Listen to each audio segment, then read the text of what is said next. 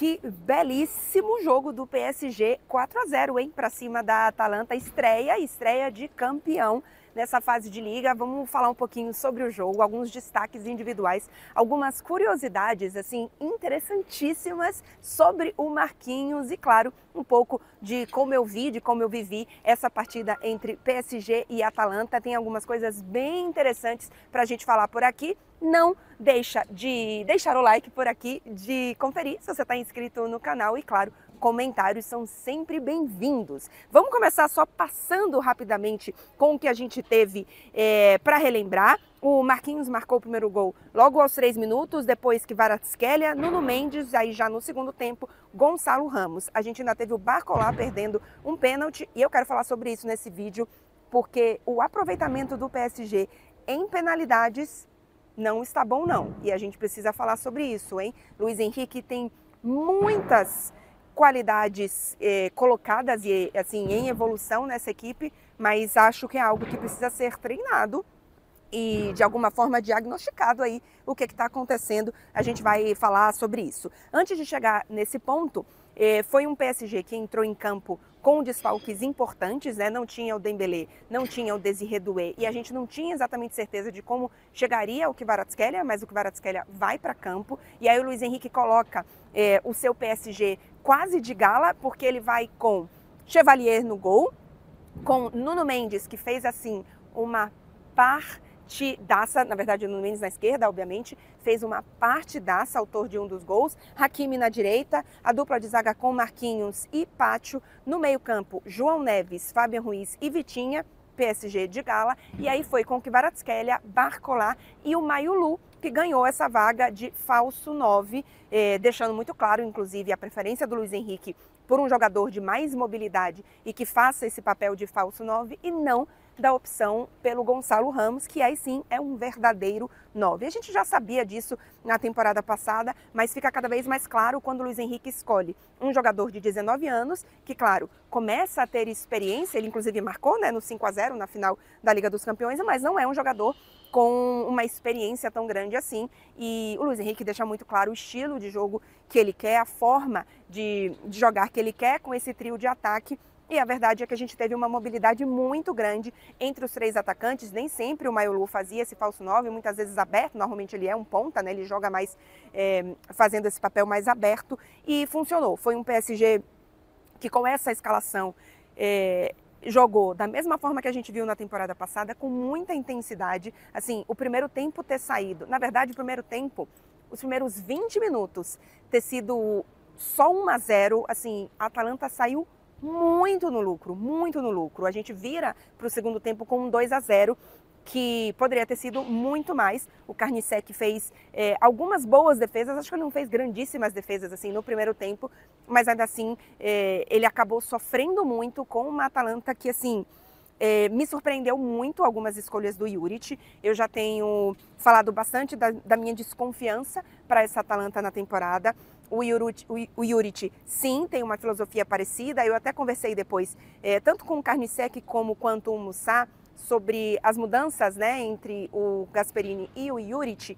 E os dois falaram que tem mudanças, claro, mas que o Juric trabalha, assim, quer a mesma coisa que o Gasperini, né? A questão, para mim, essa é uma opinião, uma avaliação minha, é que o Juric, como técnico, ele está abaixo do Gasperini. Então é você pegar alguém que fazia alguma coisa com uma nota 90 e a pessoa que vai fazer a mesma coisa, mas com uma nota, não sei, 6, 60 no caso, né, valendo 100. Então, por mais que você não mude tanto a filosofia, para mim você baixou o nível, assim, você diminuiu a qualidade e achei que o Juric tomou decisões erradas para essa partida. Ele colocou em campo alguns jogadores inexperientes, alguns jogadores que vinham fazendo boas partidas, como o Zalewski, o próprio Krstovic, que era esperado para ser atacante, foi para o banco e aí ele colocou o Maldini para jogar. O Maldini é um jogador que de vez em quando ele tem assim uns disparates e faz umas grandes partidas. E o Maldini, sim, ele é o herdeiro da família Maldini, ele é atacante. Mas, enfim, talvez o sangue esteja realmente em outra posição do campo, mas ele eu acho que ele é um jogador que pode ser útil em elenco e etc. Mas eu não acho que ele é um jogador para ser titular numa estreia de de Liga dos Campeões contra o atual campeão, e não é só o atual campeão, é o PSG que joga dessa forma. Então, para mim, o Juric errou, ele realmente tomou decisões assim que, enfim, eu não consegui entender exatamente a escalação que o Juric fez, né, o que ele colocou em campo, e a gente viu uma Atalanta perdida, uma Atalanta dando muito espaço, uma defesa completamente perdida com as movimentações do PSG e que não funcionaram também no ataque. E aí, o De Ketelaere começou a partida, ele que assim, é o líder técnico dessa Atalanta, mas fez um primeiro tempo abaixo, mas aí eu acho que não foi nem tanto culpa dele, acho que foi culpa do coletivo, e ele foi substituído no intervalo. Inicialmente, inclusive, achei que tivesse sido uma escolha técnica do Juric e me surpreendeu, porque a troca do Maldini pelo Kristovic, ok, a gente estava esperando isso aí, né? Porque eu acho que ele já deveria ter começado assim a partida, mas o De Ketelaere me surpreendeu. Mas aparentemente foi uma questão física, tá? Então vamos ficar de olho na situação do De Ketelaere, mas não foi uma opção técnica do Juric de fazer essa troca. Mas enfim, achei que o Juric errou bastante na partida. Voltando agora pro PSG, já falei um pouco sobre o jogo, né? No segundo tempo o Luiz Henrique ainda faz algumas mudanças, mas é um PSG que morde bastante, que movimenta muito os seus atacantes, que faz aquela primeira pressão muito bem, muita intensidade, especialmente no início do jogo. É uma característica desse PSG, né? Tentar, logo no início do jogo, fazer essa pressão, desestabilizar o adversário e já abrir o placar. Foi isso que aconteceu hoje e o PSG fez isso muito bem. Individualmente, eu quero falar aqui do Marquinhos. O Marquinhos faz o primeiro gol, inclusive, num gol totalmente de centroavante. Não é um gol assim de escanteio, de cabeça, é um gol totalmente de centroavante. A movimentação dele entre zagueiros, inclusive, é muito inteligente. O Marquinhos, não só o Marquinhos, né, mas é um PSG que tem essa característica de tentar tornar cada vez mais os seus jogadores versáteis, né? O Lee, por exemplo, hoje quando ele entra no meio-campo, inclusive Luiz Henrique está com pouca opção no meio-campo, hein? João Neves saiu substituído sentindo, vamos entender ainda se é alguma coisa séria. É um elenco enxuto por escolha do próprio Luiz Henrique. Então, assim, um gol muito importante para o Marquinhos, ele inclusive comemorou apontando para as arquibancadas com a bola embaixo da camisa, porque a mulher do Marquinhos está grávida do quarto filho e a comemoração foi dessa forma. Então, parabéns para o Marquinhos. E aí, duas curiosidades. A primeira é que o PSG e a Atalanta se enfrentaram duas vezes na história, né, jogos oficiais. Essa partida de hoje e aquelas quartas de final em 2020, também de Liga dos Campeões, que estava o Neymar em campo e que o PSG se classifica, né, e depois chega até a final, mas perde para o Bayern de Munique. E naquele jogo o Marquinhos também marcou um gol no resultado. E aí a outra curiosidade, que aí não tem a ver com a Atalanta, mas tem a ver com a noite de hoje, é que no dia 17 de setembro de 2013, o Marquinhos marcou o seu primeiro gol com a camisa do PSG.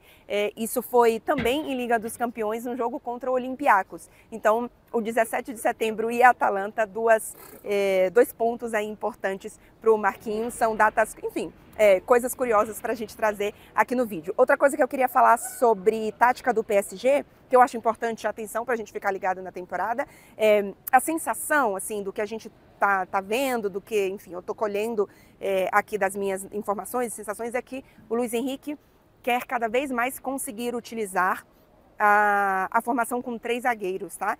Ele faz isso, o primeiro tempo eu não consegui ver tanto isso, mesmo que ele não tenha 3 zagueiros de origem, né?